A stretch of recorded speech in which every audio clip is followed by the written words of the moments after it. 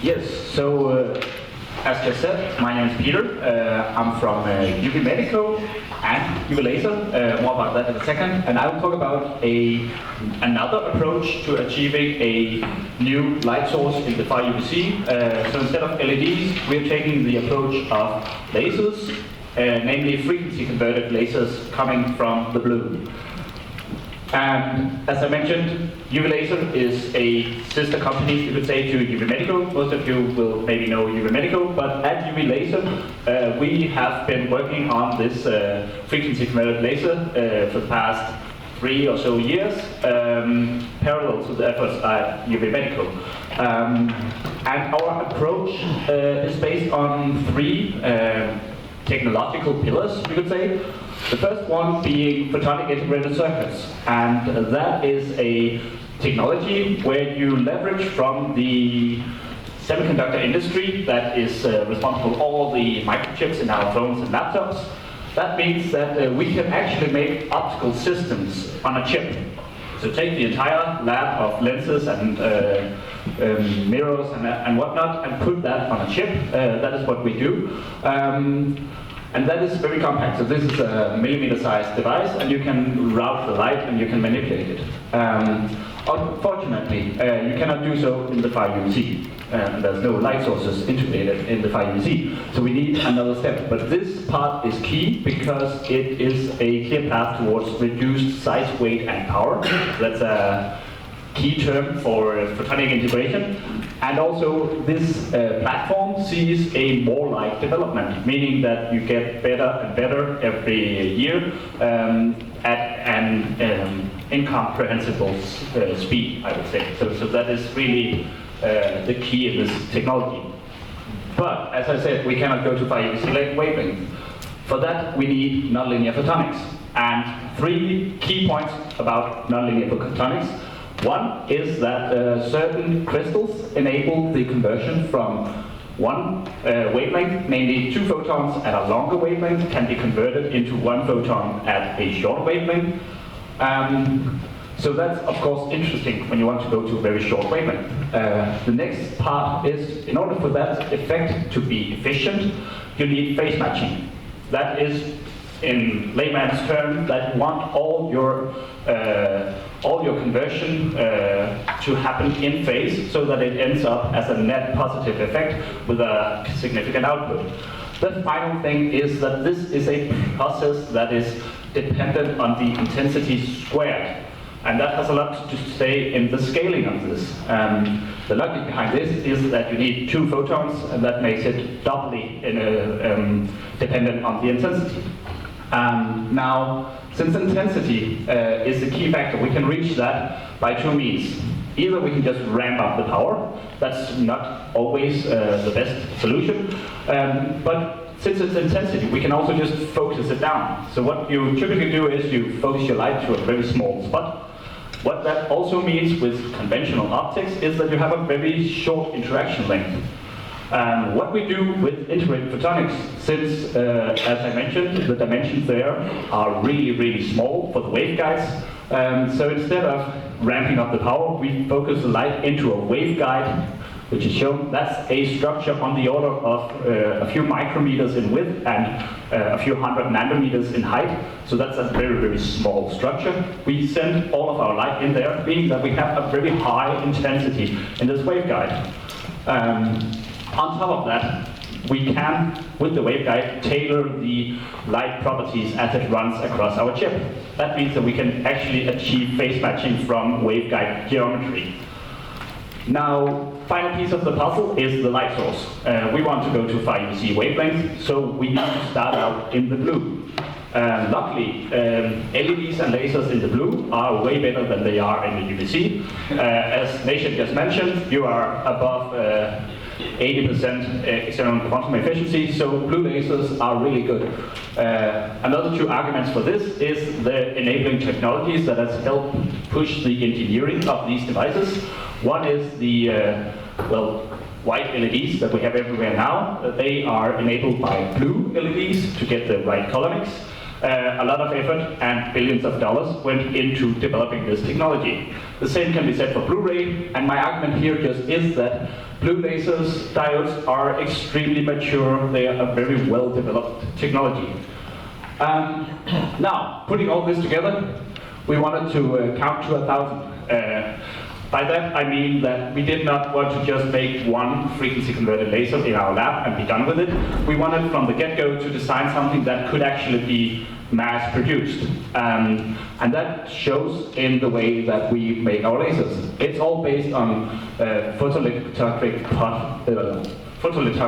processing of wafers, meaning that you can make hundreds of chips with hundreds of waveguides in one go.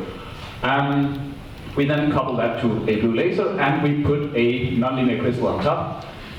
And all that is our secret sauce, which we patented. And it relies on two key factors. One is that we have the pump light be in the silicon nitride waveguide. Silicon nitride is a standard material platform used in photonic integrated circuits.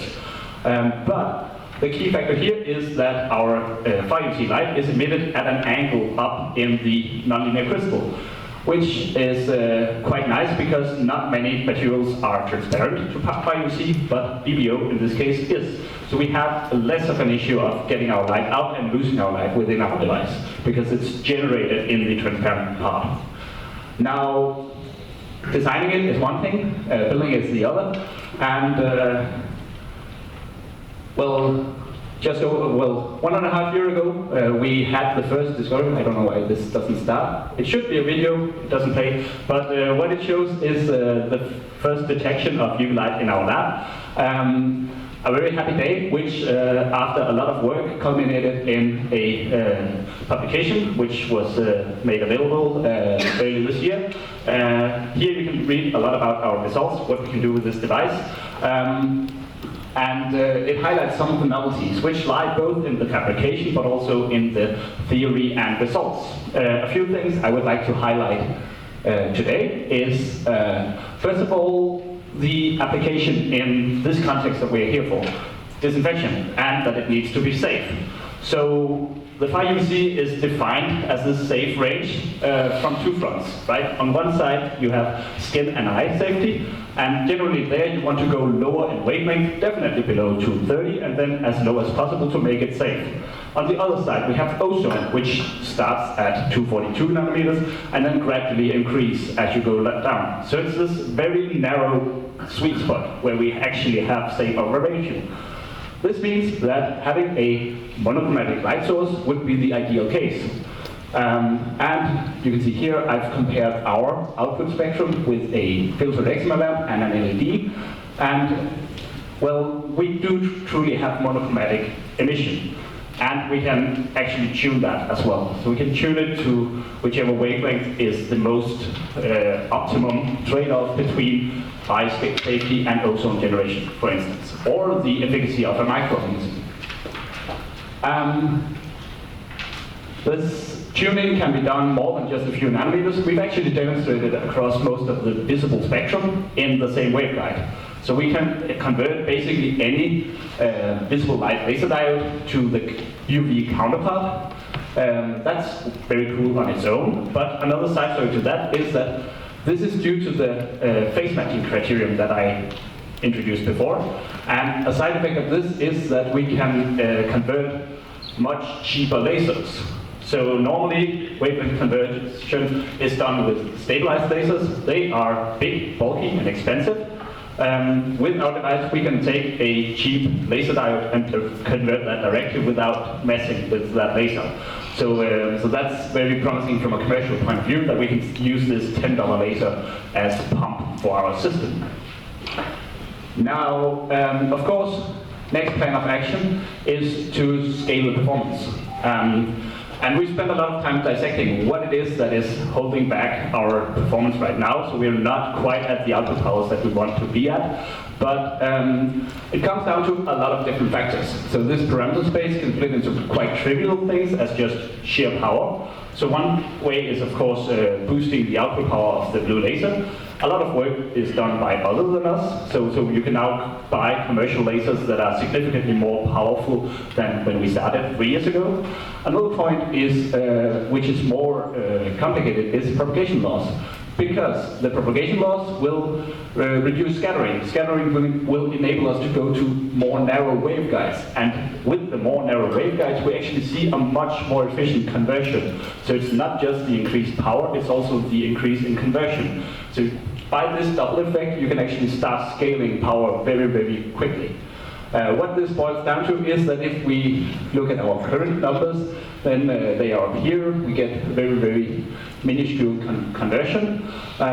But if we start looking to the literature, taking realistic numbers from the laser groups, from the silicon nitride groups, then we can actually see that a 10% conversion is feasible with the technology out there today. It's just a matter of putting it all together. I say just, it's maybe a bit harder than that, but this is what we're working on. But it's very promising that with realistic values, we can actually get to several milliwatts of output power from a device which is millimeter in size and is DC operated. All the things that Nesha said about DC operation, very compact, that goes for this technology as well.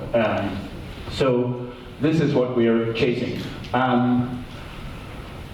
I will just quickly go over this. So this is what we showed you last year, bulk optics, lenses. And now we are putting the laser directly to our chip, which is much more compact. And some potential applications for disinfection. We've already just heard Nesha also introduce the idea of coupling these compact emitters into light guides. That is something we are also seeing big potential in.